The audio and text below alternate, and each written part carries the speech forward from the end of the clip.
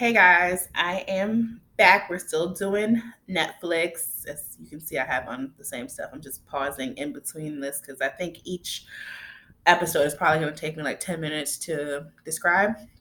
Maybe not all except for like one, because one was like really silly to me. And I don't know, I might just put that together with one other one. This one is Netflix Haunted Season 2, Episode 3, I believe, and it is called Cult of Torture.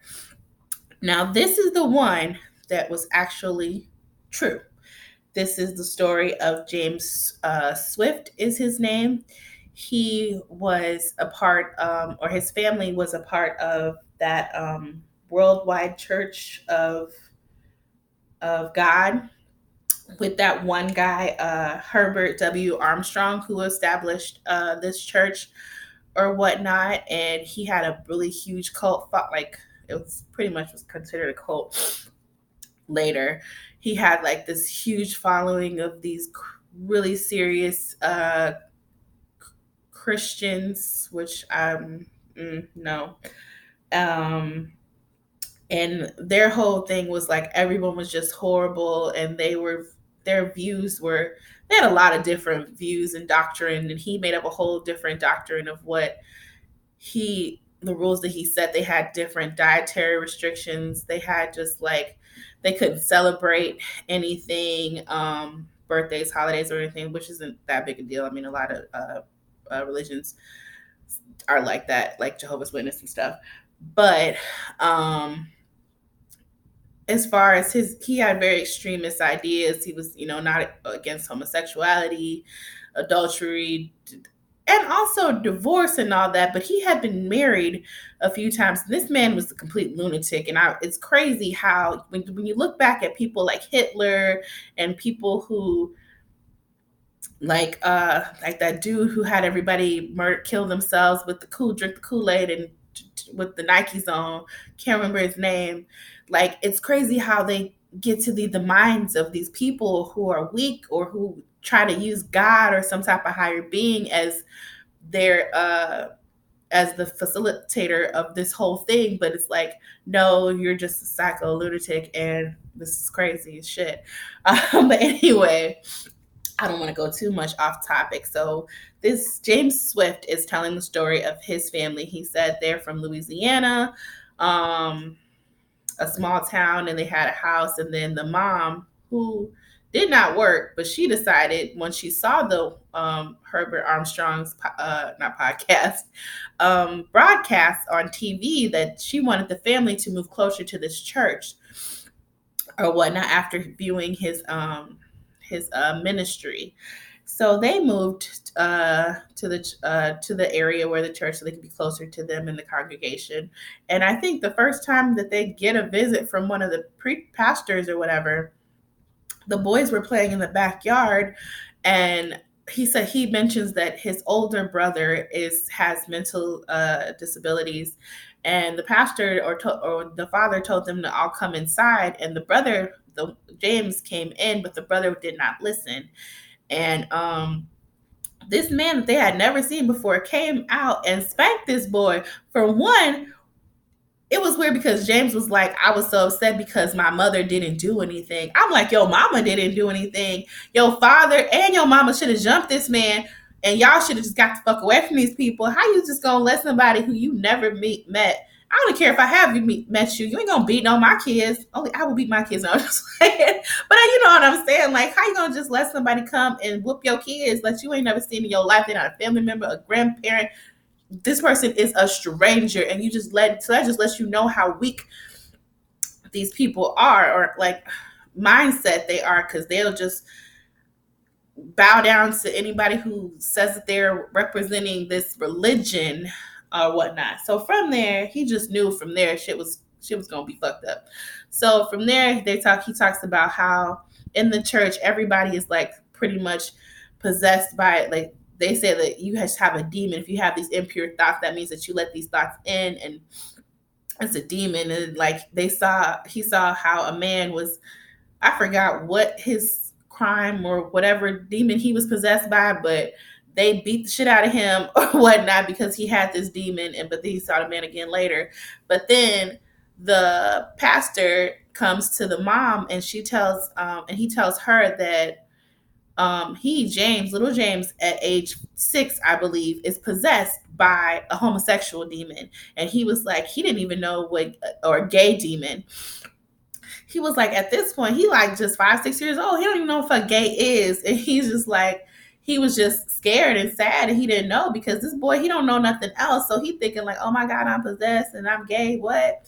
So although children do know very young, but he's a child. Because I mean, there was this dude I was kindergarten with, and he was clearly gay, but it's not a choice, and it's not like a demon you let in your head. Anyway, that's not even important.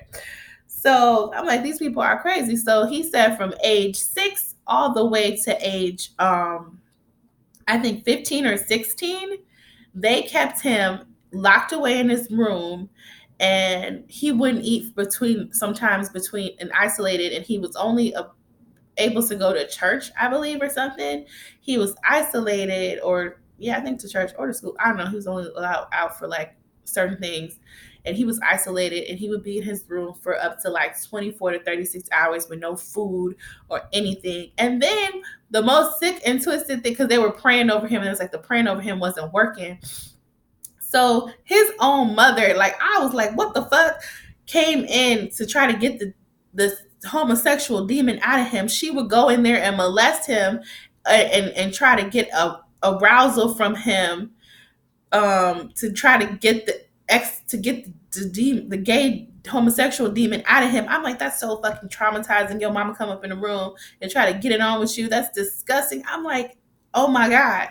So from there, and then the father, like, I don't know what the fuck is wrong with these people. But just, it's not for me to understand. So from there, when he's like, at this point, when she was doing this, he's like a teenager. So then they tell him that he's going to be going to camp. And he's like, I was just so excited. I was finally going to be able to go. And it was the middle of winter. So what camp is he going to? He's like, I was so excited. I'm going to camp and everything. And then he's like, it's December. So he's like, I was just happy that I was going to be able to get out of the house and go have some fun. I'm like, boy, why would you think that she was about to go have fun after this? It just sounds stupid. But anyway, you can tell he was really like, man's mind is just really fucked up because of parents and stuff that he had and what he endured. So from there, he goes, and the pastor comes and picks him up. They put a bag over his head and throw him in a van, and they drive him to some unknown location, which later turns out to be the New Bethany Home for Boys, which is also, you can look that up online. And that was a part of these camps were founded by Mac Ford in the 70s, and they sent boys and girls away. It was like to try to pray the gay away type camps or whatnot, but in reality, these were horrible facilities where they took youth, and there was a whole scandal about it. But anyway, let me just finish telling the story. So he gets there, and he was like, they sprayed him down, and then they deloused him or whatnot, the delousing powder, and then they put him in a room and locked him in a cage, and then he heard someone else in the cage in the next room. So it's like they had these. He said all he could smell was like feces and urine, and it was disgusting. And the man or whoever it was they brought him to or whatever, he was like, talked down to him, demeaned him, and all this. And he was saying, and then I was watching this, and I said, what this got to do with haunted and scary stuff? I mean, that is terrifying. But I'm like, where do ghosts come in at? Because I thought, like, so I felt like with this kind of went off cue a bit, but we'll see. So from there, they tied him. They would take him out of the. He said there were shackles in the cage, and then sometimes he would have him hanging up on his shackles for long periods of time. And he was like, his feet were turning blue, and he was urinating and defecating on himself, and they would feed him dog food and some other bovine food or whatever, the sweet bovine or whatever food. And then, excuse me, they would take him into this room and tie him down and then show him different pictures, and then they show pictures of men kissing and then like shock his testicles or his penis or something to try to associate pain with homosexuality, which is ridiculous. And then he said one time they came in, they got him, and then they took him in this other room and they strapped him on the fucking table, and they raped this 15, 16-year-old boy. I'm like, oh, this is supposed to make him not gay? You fucking sick ass pedophile. Ooh, when I hear about shit like this, it makes me very, very angry. Especially because this is a true story, and this happened to many, many young people, and he just was able to get out and tell his story. But you can still tell that this man is still like, his mind's fucked up. I mean, he went on to live a life, but oh my God, that's so traumatizing. And he even said to this day that he's still going to therapy for his mother molesting him, these grown, strange ass men fucking raping him, being in that camp in general. He was in there for 17 weeks. And then he was like, he just thought he was going to die or something. He didn't know what to do. And then they finally dropped him off by the road by his house. And then once he finally came to his home, he told the dad, was like, they told me that you didn't even try to, I guess, to not be gay. And he was like, Dad, you don't understand. Let me tell you what they did to me. He was like, I don't want to hear it. He completely disowned him. And then he says from there, his aunt took him and his brother and raised them. I'm like, where was your aunt before? Where was anybody else in your family? Does anybody else in your family or adults have a right mind? Like, that was so terrifying and scary. Oh, and then the demon part is when he was getting raped by these grown ass men, he said that he saw a demon, because he's like, he felt like he's being ripped apart, and he's like, he saw a demon or whatnot. He just felt like that presence or something was going to be with him forever or some shit. And I'm like, no, the demons were the ones that were fucking all around you. You were surrounded by fucking demons. Fucking, it was just like, that was so sick and so disgusting. And I actually almost want to read his book. It's supposed to be a short read, and I read pretty quickly, because he does have a book out. And it was just like so sad. And I was like sitting here watching this. I was like, oh my God. And then I actually looked it up because I was like, wait, this sounds like really familiar about those camps and stuff. And I know that there were a lot of like Pray the Gay Away camps, and where they molested or tortured kids, and they tried to say this guy. That's not God. It was a fucking group of fucking pedophiles. And even Herbert Armstrong even later was exposed, saying that he was molesting or raping his own daughter from his second marriage. So I'm like, this is just like a fucking group. And it's just like the same shit with fucking Boy Scouts of America and all that shit. Like all those fucking, it's the fucking circles and rings of pedophiles, and they always look out for each other. And they have like these secret shits where they fucking are exposed to children, and it's like they all should be fucking just killed. And I'm like, oh my goodness, it makes me so angry.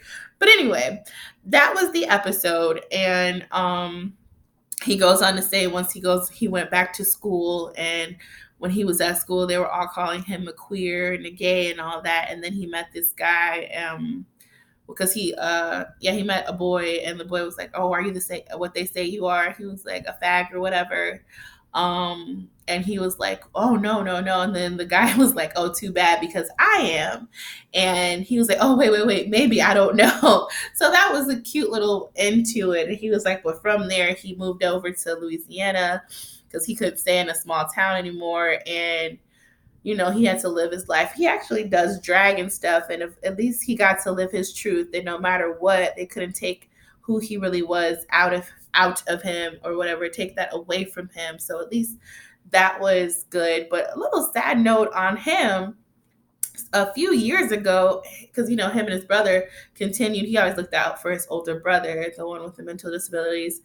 Because I went on, when I was doing my research after, because I gotta be looking up stuff, their house burned down and they had a GoFundMe, but I think he's supposed to be coming, but then they took it down. So maybe they raised the funds that they were looking for years ago. I think it was like 2006 or something. And I was like, damn, like, didn't enough happen to him in life? Why his house got to burn down?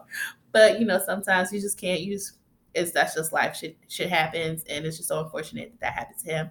This was longer than I thought just because this whole episode kind of made me very angry. And I just don't like when it's a sensitive subject. But anyway, that was Haunted, Cult of Torture. And stay tuned. I will be doing the rest momentarily. Peace.